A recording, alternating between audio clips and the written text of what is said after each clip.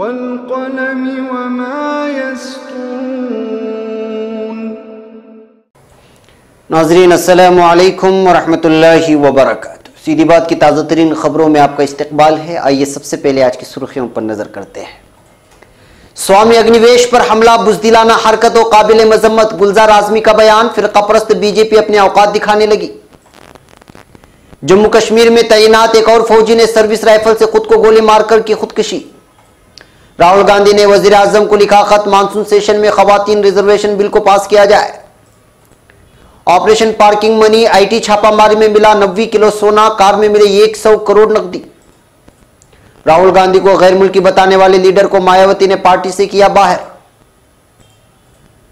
अयोध्या में सरयू के पानी से वजू करने और वही नमाज पढ़ने से मुस्लिम राष्ट्रीय मंच के मुबैना खैर सगाली प्रोग्राम से आरएसएस ने पल्ला झाड़ा। मौलाना तकीर रजा का इल्जाम, आरएसएस की गोद में मुस्लिम पर्सनल लॉ बोर्ड। गौरक्षा के नाम पर कत्ल पर रोक लगाने के लिए मरकज अलग से कानून बनाए, सुप्रीम कोर्ट का बयान। 3 तलाक के खिलाफ आवाज बुलंद करने वाली निदा खान के खिलाफ फतवा जारी, इस्लाम से खारिज करार दिया गया। जम्मू कश्मीर क्रिकेट घोटाला, फारूक अब्दुल्ला के खिलाफ सीबीआई की चार्जशीट पेश, जारी हो सकता है वारंट। नफरत की आग फैलाने में टॉप पर है यूपी, नंबर 2 पर गुजरात। एमनेस्टी की रिपोर्ट। 6 साल बच्ची को अगवा करके असमत दरी संगीन हालत में अस्पताल में भर्ती। मैं दिल से फिलिस्तीनी हूं, फुटबॉलर मैराडोना का बयान। अमेरिका की अफगान पॉलिसी में बड़ी तब्दीली, तालिबान से मुज़ाकरात का फैसला। लीबिया में कंटेनर में दम घुटने से 8 गैर कानूनी तारिकीन वतन हलाक। उर्दून में दुनिया की कदीम तरीन रोटी दरियाफ्त। नाइजीरिया में शदीद बारिशों ने 25 अफराद की जान ले ली। इराक में मुजाहरे, 5 हलाक, सैकड़ों जख्मी। नाज़रीन अस्सलामु अलैकुम वरहमतुल्लाहि वबरकातुहू। सीधी बात की ताज़ा तरीन खबरों में आपका इस्तकबाल है। मैं अंसार अजीज नदवी आज की खबरों की तफसीलात लेकर आपकी खिदमत में हाजिर हूँ। आइए खबरों की तफसीलात पर नजर करते हैं। पहली खबर मुंबई से है। मशहूर समाजी खादिम और मुल्क में फिरकावाराना हम आहंगी के लिए तहरीक चलाने वाले स्वामी अग्निवेश पर झारखंड के शहर पाकोर में बीजेपी के गुंडों के जरिए हमले किए गए हैं। इस किए गए हमले की जमीयत उलमा कानूनी इमदाद कमेटी के सरबराह गुलजार आज़मी ने शदीद मजम्मत की है। अपने एक अखबारी बयान में कहा है कि 80 साल स्वामी अग्निवेश पर हमला बुज़दिलाना हरकत है। नीज़ फिरका परस्त बीजेपी के गुंडा अनासिर अपने औकात दिखाने लगे हैं, जिस पर कदगन लगाना जरूरी है। गुलजार आज़मी ने कहा कि स्वामी अग्निवेश एक गैर मुतनाज़ा शख्सियत हैं और उन्होंने मुल्क में मजहबी रवादारी और अमन अमान के लिए आवाज़ बुलंद की है, लिहाजा उनकी आवाज़ दबाने की कोशिश की जा रही है।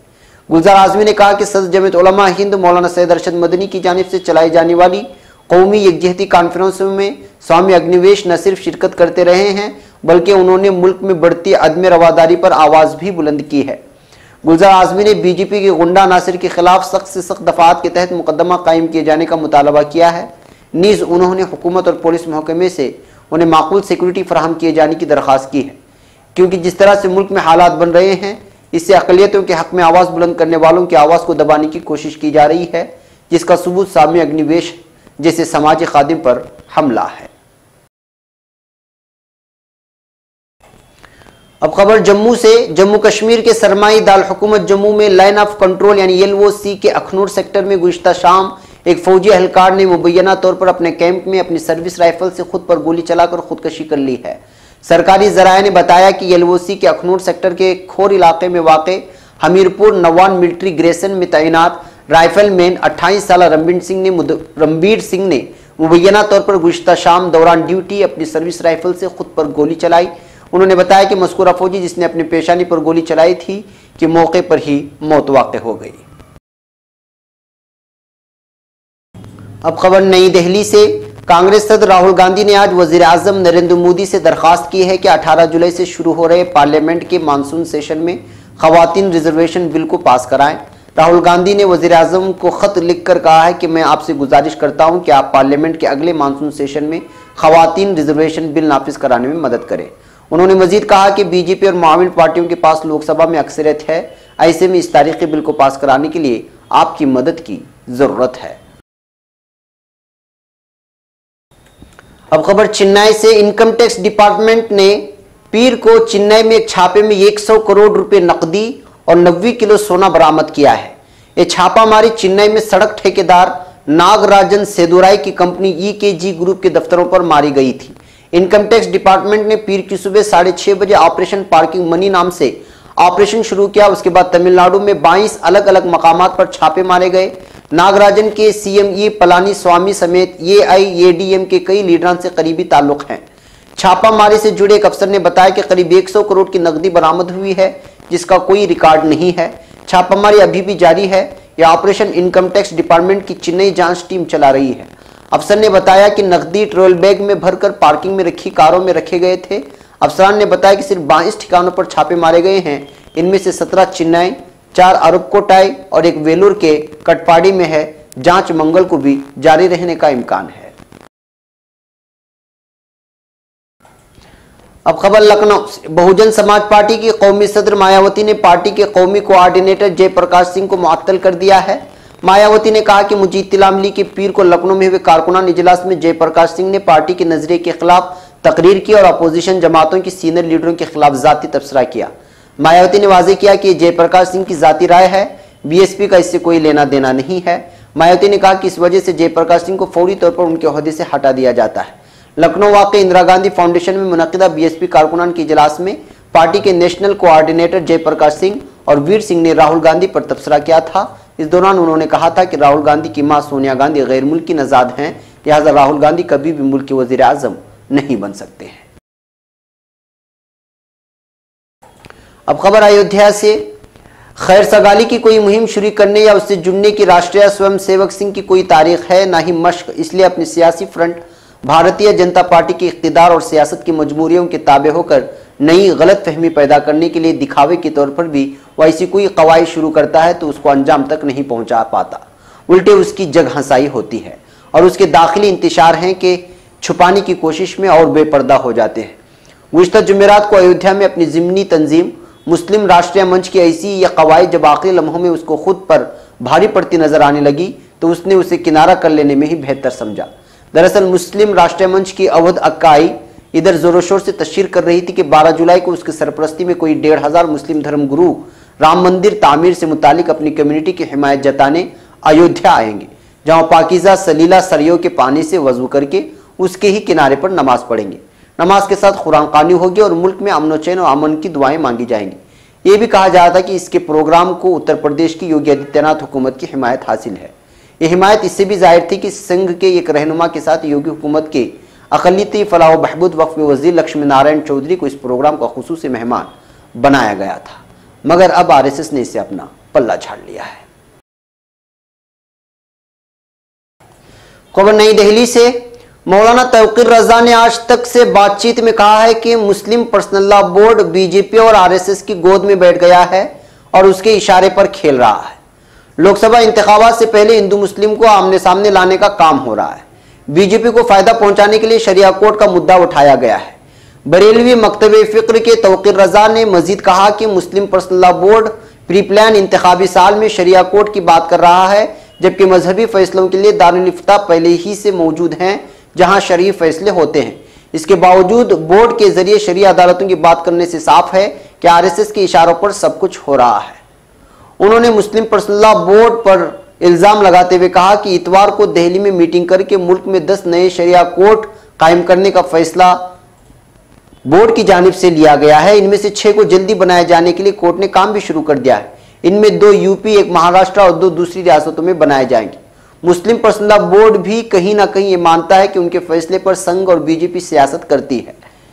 बोर्ड के मेंबर जफरयाब जैलानी खुद कहते हैं कि RSS और BJP शरिया कोर्ट के नाम पर सियासत कर रहे हैं। इससे साफ है कि इस बोर्ड के फैसले पर जमकर सियासी रोटियां सेंकी जाती हैं। वाज़ेह हो कि all India Muslim personal law board के खिलाफ मौलाना तौक़ीर रज़ा ने all India Muslim personal law board जदीद के नाम से अलग तंजीम पहले ही बना रखी है। वहीं शिया कम्युनिटी भी शिया पर्सनल लॉ बोर्ड चला रहा है। इससे वाज़ेह है कि ये लोग मुस्लिम पर्सनल लॉ बोर्ड पर लगातार इल्जामात लगाते जा रहे हैं। अब खबर नई दिल्ली से। सुप्रीम कोर्ट ने गौरक्षा के नाम पर होने वाले पुरतशद्दुद वाक़यात की रोकथाम के लिए अलग से कानून बनाने की मरकजी हुकूमत को हिदायत दी है। चीफ जस्टिस दीपक मिश्रा की सदारत वाली बेंच ने मंगल को गौरक्षा के नाम पर तशद्दुद के बढ़ते वाक़यात पर तशवीर जाहिर करते हुए कहा कि कोई भी शहरी अपने हाथ में कानून नहीं ले सकता। कोर्ट ने खुदसाख्ता गौरक्षकों को रोकने और मुताल्लिका वाक़यात की रोकथाम के लिए कुछ हिदायत भी जारी किए और इन पर अमल करने के लिए 4 हफ्ते का वक्त दिया है। अदालत ने अपनी सिफारिश में कहा कि मरकजी हुकूमत गौरक्षा से मुतालिक तशद्दुद के वाक़यात को रोकथाम के लिए अलग से कानून बनाए। बेंच ने कहा कि भीड़ निज़ाम पर कदगन लगाना और नज़्म नस्क नाफिज करना सरकार का काम है। बेंच की जानिब से फैसला सुनाते हुए जस्टिस मिश्रा ने कहा, खौफ हरास और बदनज़मी के हालात में सरकार को मुस्बत कदम उठाना होता है। तशद्दुद की इजाज़त किसी को भी नहीं दी जा सकती। कोई भी शहरी कानून को अपने हाथ में नहीं ले सकता। अदालत उज़्मा ने तहसीन पूनावाला और महात्मा गांधी के पड़पोते तुषार गांधी की अर्जियों पर तफसीली समाअत के बाद गुज़िश्ता 3 जुलाई को यह फैसला महफूज रख लिया है। खबर नई दिल्ली से, 3 तलाक के खिलाफ आवाज बुलंद करने वाली निदा खान के खिलाफ फतवा जारी किया गया है। दरगाह आला हजरत के दारुल इफ्ता से निदा खान के खिलाफ फतवा जारी किया गया। फतवे में निदा खान को इस्लाम से खारिज कर दिया गया। यही नहीं, निदा का हुक्का पानी भी बंद करके वाज़े तौर पर कहा गया है कि इससे ताल्लुक़ रखने वाले लोगों का भी हुक्का पानी बंद कर दिया जाए। फतवे के मुताबिक निदा खान के बीमार पड़ने पर उसको अब कोई दवा भी नहीं दे सकेगा। यही नहीं, निदा खान की मौत के बाद नमाज जनाजा और कब्रिस्तान में तदफीन पर भी रोक लगा दी गई है। ख्याल रहे कि इस फतवे से कुछ दिनों कबल निदा खान पर जानलेवा हमला भी किया गया था। इधर इस फतवे पर निदा खान ने कहा कि मुल्क में 2 अदालतें एक साथ नहीं चल सकती।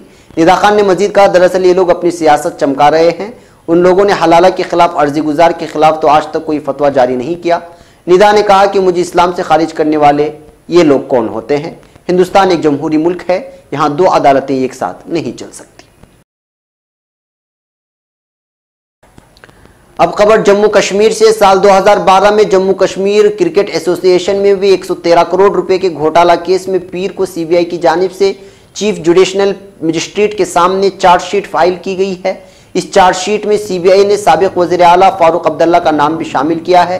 चार्जशीट पेश किए जाने के दौरान फारूक अब्दुल्ला को छोड़कर सभी मुल्ज़िमीन अदालत में मौजूद थे। अदालत ने उससे पहले चार्जशीट को कबूल करने से इसलिए इनकार कर दिया था क्योंकि सभी मुल्ज़िमीन मौजूद नहीं थे। अब खबर यूपी से, फिरकावारा मुल्क भर में जारी फिरकावाराना कशीदगी, भीड़ के जरिए पीट पीट कर कत्ल और नफरत पर मबनी जराइम को रोकने की तमाम कोशिशों के दरमियान बैनुल अक़वामी हुकूक़ इंसानी तंजीम एमनेस्टी इंटरनेशनल ने एक रिपोर्ट जारी की है।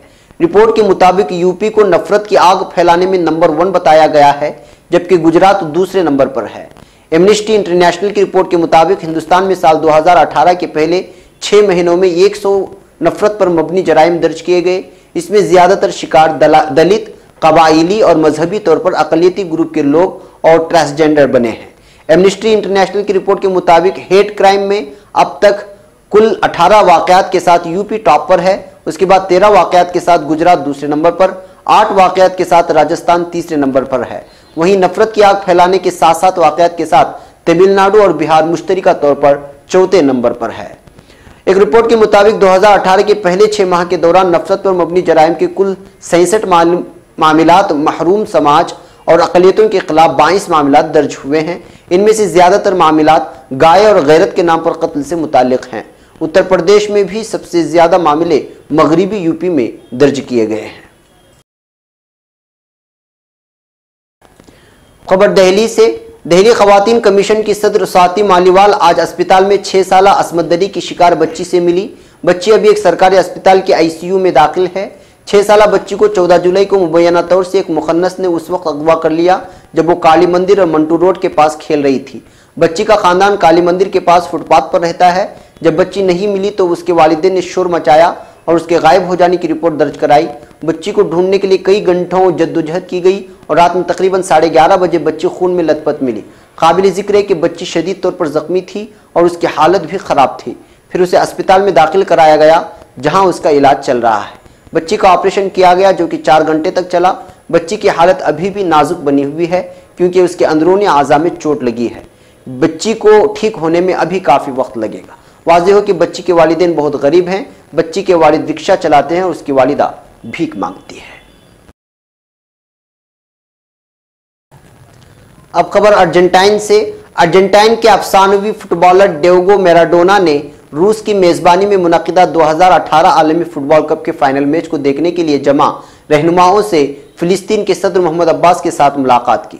सदर अब्बास के साथ बातचीत में मैराडोना ने कहा कि मैं दिल से फिलिस्तीनी हूं और हमेशा से फिलिस्तीन के दावे के हक में रहा हूं। उन्होंने इंस्टाग्राम पेज से सदर अब्बास के साथ बगरगिर होते हुए अपनी तस्वीर भी शेयर की है और पैगाम में लिखा है कि ये शख्स फिलिस्तीन में अमन चाहता है। सदर अब्बास का एक मुल्क है और अमन उसका हक है। सदर अब्बास ने भी मैराडोना को अमन की फाख्ता की तस्वीर वाली तस्वीर तोहफतन पेश की। वाज़ेह है कि मैराडोना ने साल 2012 में भी फिलिस्तीन के दावे की हिमायत में बयान जारी किया था और कहा था कि मैं फिलिस्तीनी अवाम का नंबर 1 परिस्तार हूं, मैं उनका एहतराम करता हूं और उनके साथ ताउन करता हूं। अब खबर वाशिंगटन से। अमेरिका की अफगान पॉलिसी में बड़ी तब्दीली के इशारे मिल रहे हैं। अब अफगान तालिबान से अमेरिका बराह रास्त मुज़ाकरात करेगा। अफगानिस्तान की तवील तरीन खाना जंगी खत्म कराने के लिए सदर ट्रंप ने अमरीकी सिफारती वफूद को अहकाम जारी कर दिए हैं। अफगानिस्तान में आला अमरीकी कमांडर जनरल जॉन निकोलसन ने भी खबर की तस्दीक कर दी है। मगरबी मीडिया के मुताबिक व्हाइट हाउस ने तालिबान से बराह रास्त मुज़ाकरात न करने का अपना देरीना मौक़िफ़ तब्दील कर लिया है। अमरीकी वज़ीर ख़ारिजा माइक पोम्पियो ने सिफारतकारों से कहा है कि वो 17 साल तनाज़ा खत्म कराने के लिए तालिबान से बराह रास्त इब्तिदाई बातचीत की कोशिश करें। अब खबर लीबिया से। लीबिया में गैर कानूनी तरीके से यूरोप मुंतकिली की कोशिश के दौरान बंद कंटेनर में दम घुटने से कम 8 तारिकीन वतन हलाक और 9 अफराद बेहोश हो गए, ताहम दीगर को बचा लिया गया है। अरबिया के मुताबिक लीबिया के सिक्योरिटी हुकाम का कहना है कि 90 अफराद को जिंदा बचा लिया गया है, जबकि 8 तारिकीन वतन दम घुटने के नतीजे में जिंदगी के बाज़े हार गए हैं। उनका ताल्लुक मुख्तलिफ मुल्कों से बताया जाता है।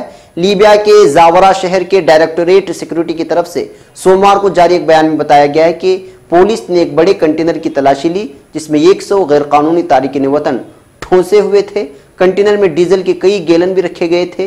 ये फ्रीजर नुमा कंटेनर मुर्दा मछलियों और गोश्त की मुंतकिली के लिए इस्तेमाल किया जाता था।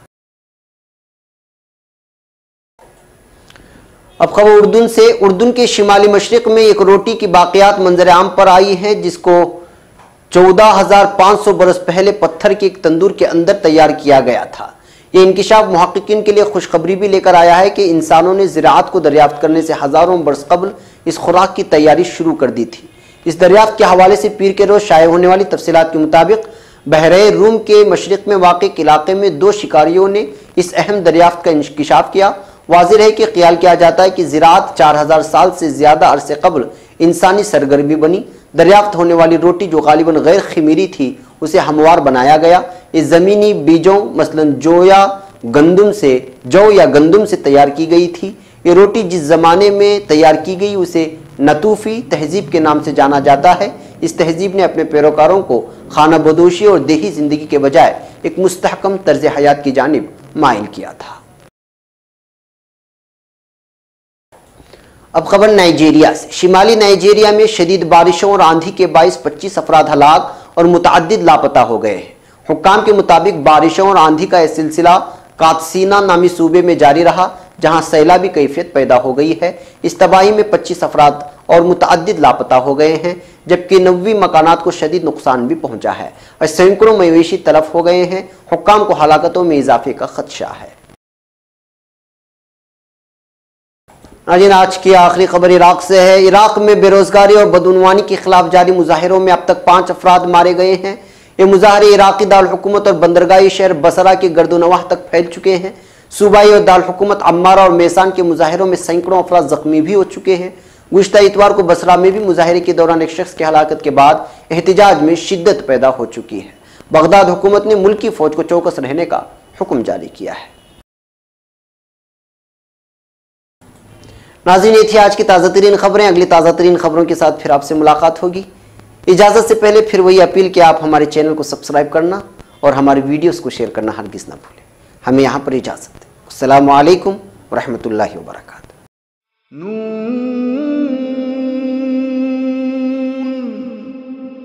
वल क़लमि वमा यस्तुरून।